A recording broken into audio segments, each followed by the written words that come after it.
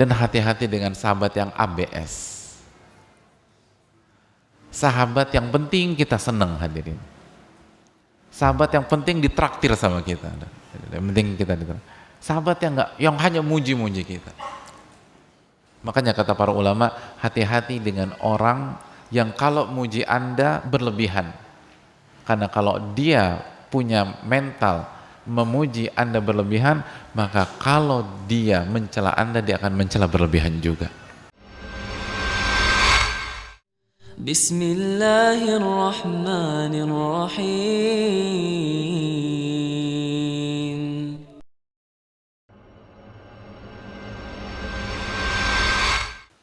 Kita harus punya waktu bersama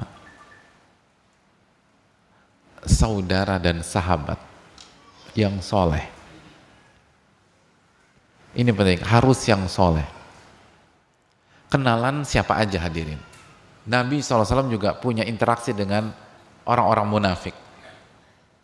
Tapi beliau senantiasa bersama Abu Bakar As-Siddiq, Umar bin Khattab, Ali bin Abi Thalib, atau Utsman bin Affan, Ali bin Abi Thalib radhiyallahu ta'ala anhum. Kita harus punya waktu dengan orang-orang soleh. Catat baik-baik kriteria mereka. Selain soleh, yukhbirunahu bi'uyubihi. Orang-orang itu bisa mengkoreksi aib-aib kita. Berani menyampaikan aib-aib kita. Berani menyampaikan kesalahan-kesalahan kita. Kekhilafan-kekhilafan kita. Dengan adab. Dengan baik. Dengan lembut. Dengan elegan.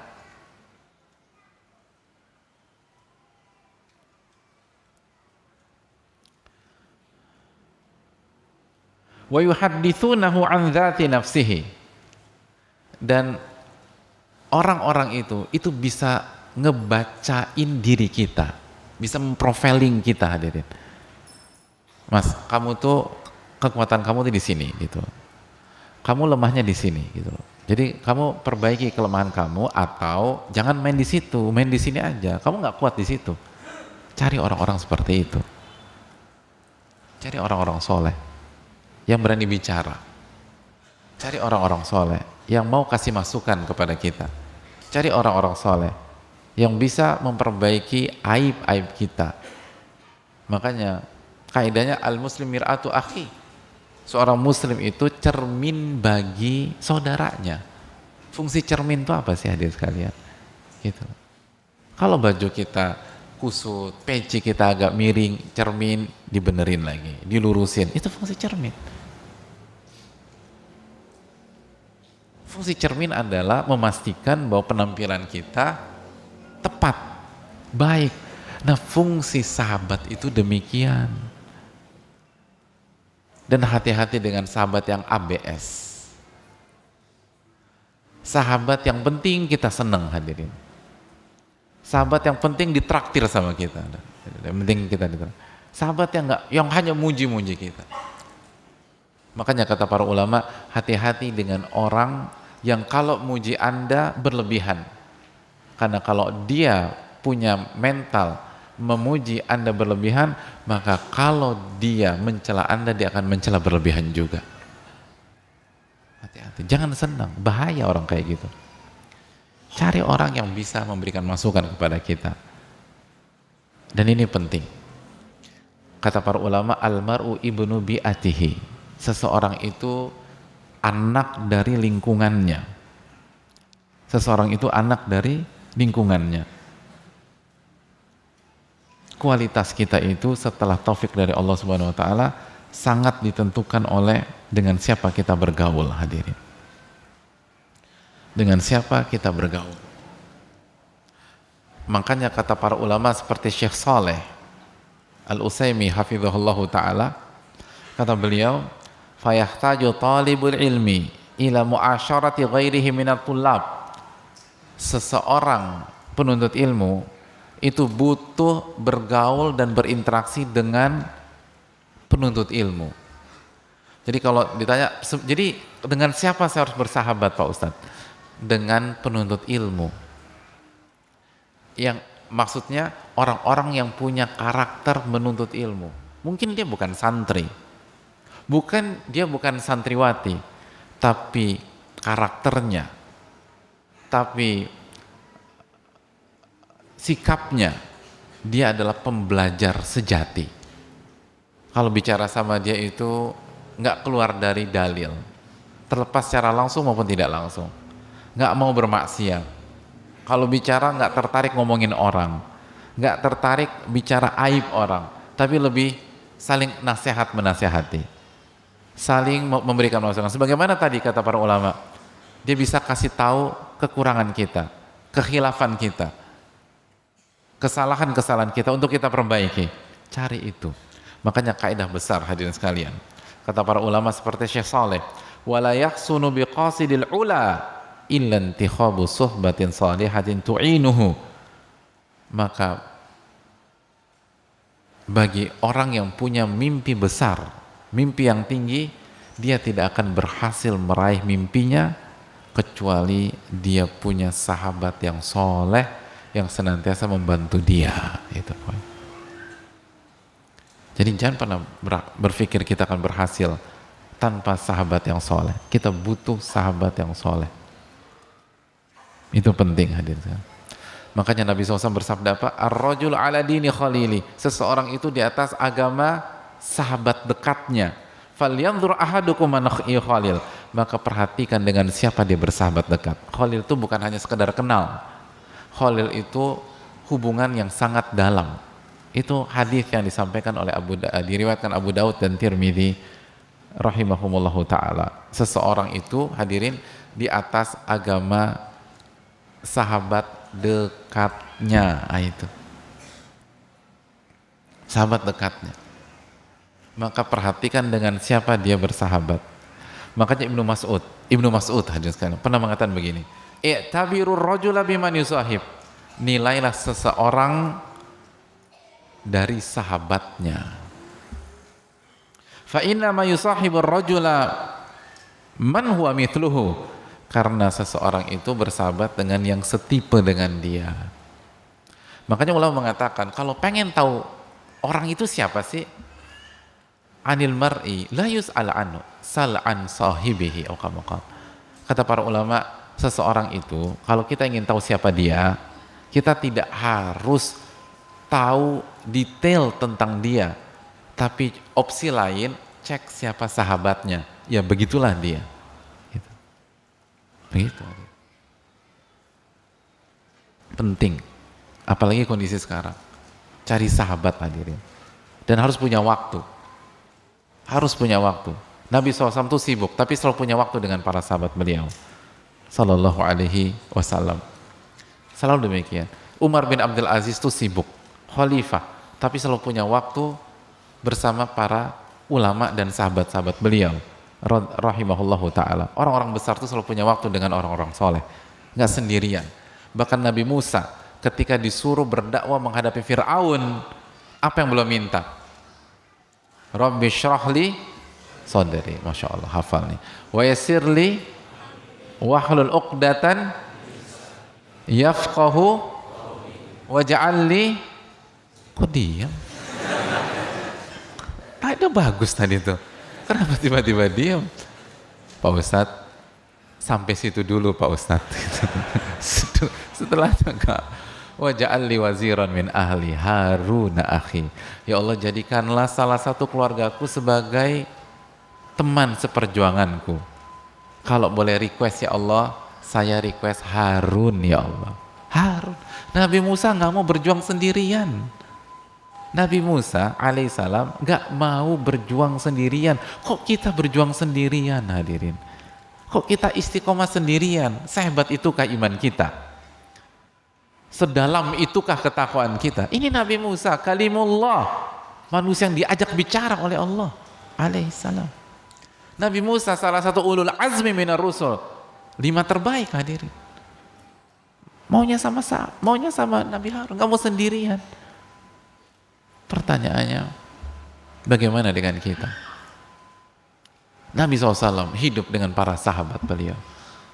Makanya hadirin sekalian, para sahabat ketika mengorbankan harta mereka di kota Mekah, meninggalkan properti mereka di kota Mekah, meninggalkan tanah mereka di kota Mekah, meninggalkan hewan-hewan ternak mereka di kota Mekah.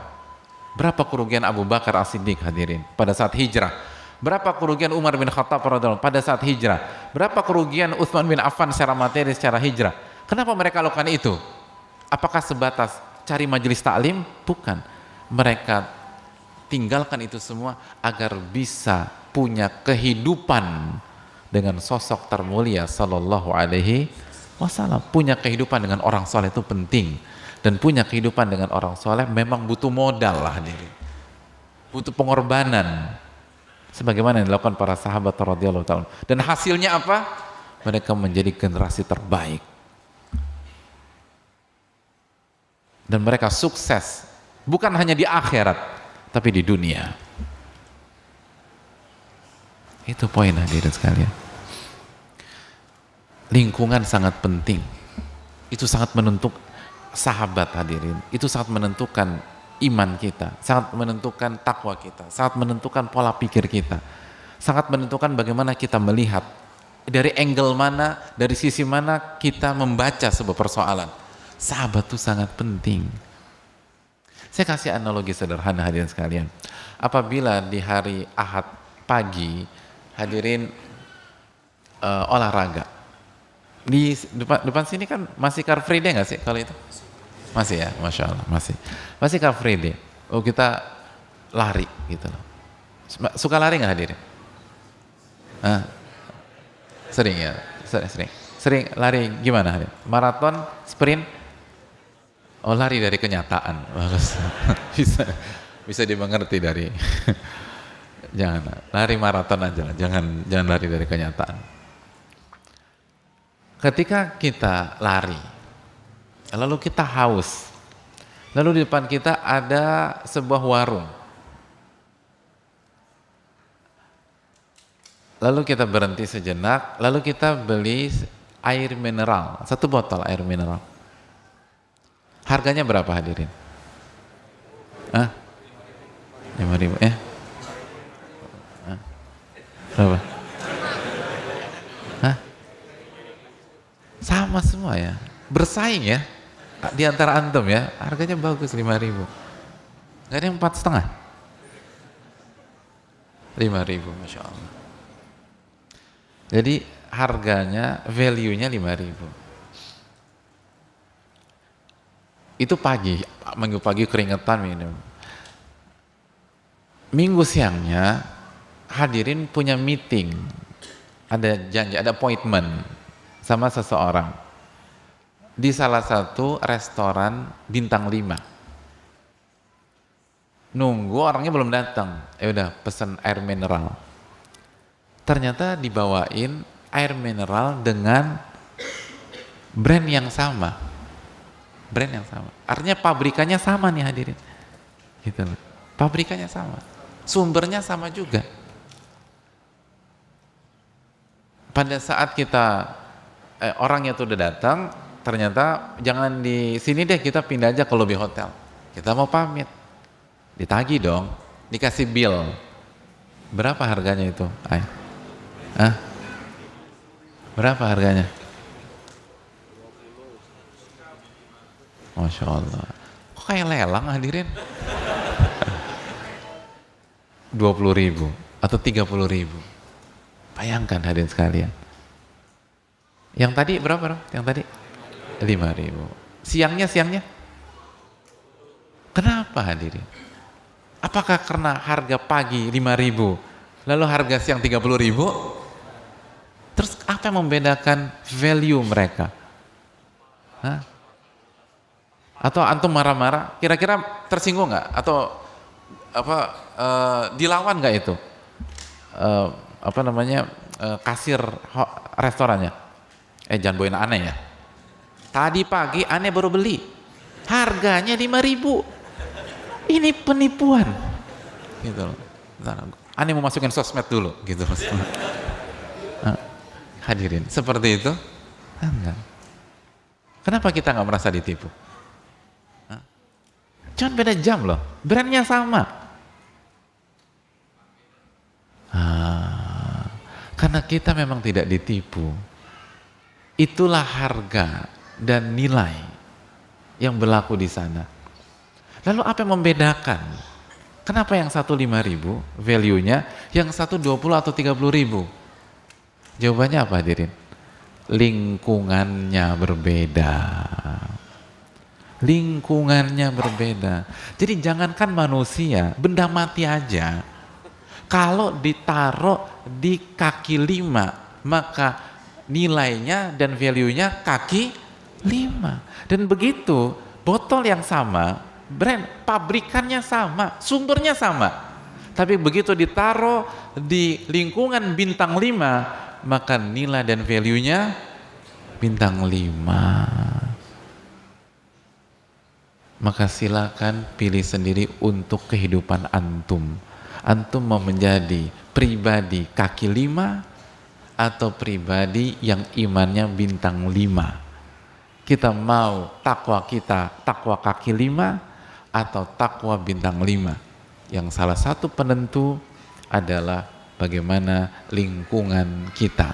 Kalau kita punya kehidupan dengan orang-orang yang imannya bintang 5, ketakwaannya bintang 5, keikhlasannya bintang 5, sabarnya bintang 5, maka insya Allah itu akan mendongkrak kita untuk memperbaiki diri kita. Tapi kalau kita bermain dan punya kehidupan dan hanya muter-muter dengan orang-orang yang keikhlasannya, terus kesabarannya rendah, baperan, tersinggungan, hobinya makan bangkai manusia, gibah, fitnah, ya kita jadi pemakan bangkai, kanibal kita dan sekalian, pemakan bangkai.